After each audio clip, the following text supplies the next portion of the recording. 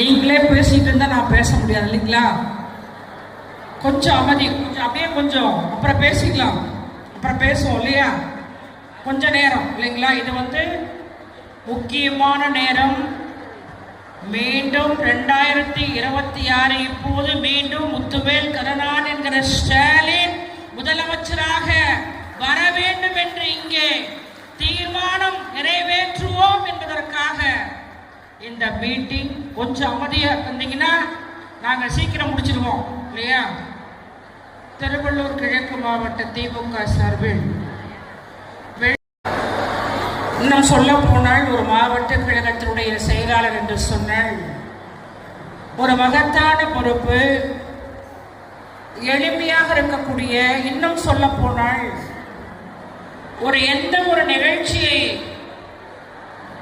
அவர் செய்தாலும் சிறப்பாக செய்யக்கூடிய ஆற்றல் மிக்க திருவள்ளூர் கிழக்கு மாவட்ட கழகத்தினுடைய செயலாளர்.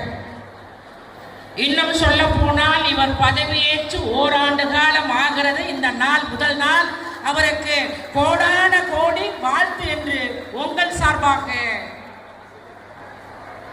வாழ்த்துக்களை சொல்லி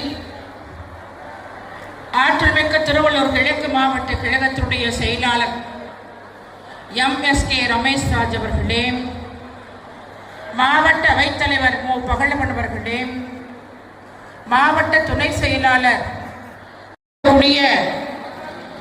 கலாவதி அவர்களே, ஜெயலலிதா அவர்களே, தேசராணி அவர்களே, வணக்கத்திற்குரிய பெரியோர்களே, வணக்கத்திற்குரிய தாய்மார்களே, அவர்களுக்கெல்லாம் முதற்கண் வணக்கத்தை தெரிவித்துக் கொள்ள நான் கடமைப்பட்டிருக்கின்றேன்.